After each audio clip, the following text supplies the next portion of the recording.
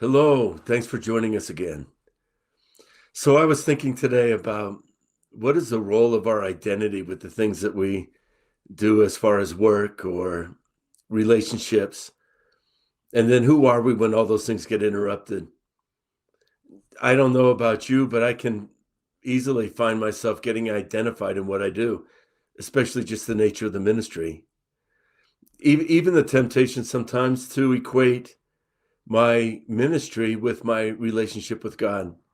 It's just something that you always want to remind yourself about.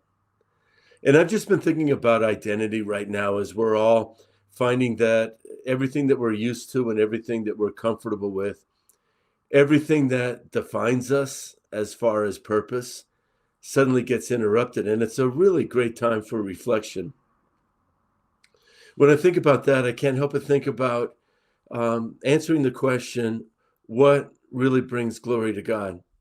When I think about what we do or even ministries that we might be involved in, how much of that really is rooted in the expression of self and making us feel valued because of it, feeling as though my life has some kind of purpose as I'm moving forward, and that there will come some times when we really need to just stop for a moment and say, how much of who I am is really rooted in my relationship with God as my Father, and thinking about how even the smallest thing done for the Lord is like a worship and expression of prayer and of gratitude to God.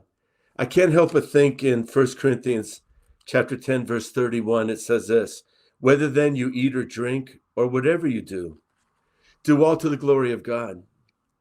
Some of us have things that we do throughout the week that we do to make us feel as though we accomplished something. And yet the Lord said, even as simple things as what you eat and what you drink, do you allow it to be something that you do for God? How many how many opportunities do we really miss merely because we thought they were just a menial task? When every day we could just be saying, Lord, as I'm serving my family today, I just want you to know I'm doing it for Jesus and I want to do it well. As I'm loving my neighbor, maybe mowing his lawn when he's sick, we can just say, Jesus, this is for you. I don't think it's without meaning that right before that verse, it says in verse 4, let no one seek his own good, but that of his neighbor. Let no one seek his own good. Coming into that place where we just say, God, the goal of my life is to be able to serve others, just like you did, Jesus. That's my joy. This is just a good reminder right now as we are seeing everything around us shift.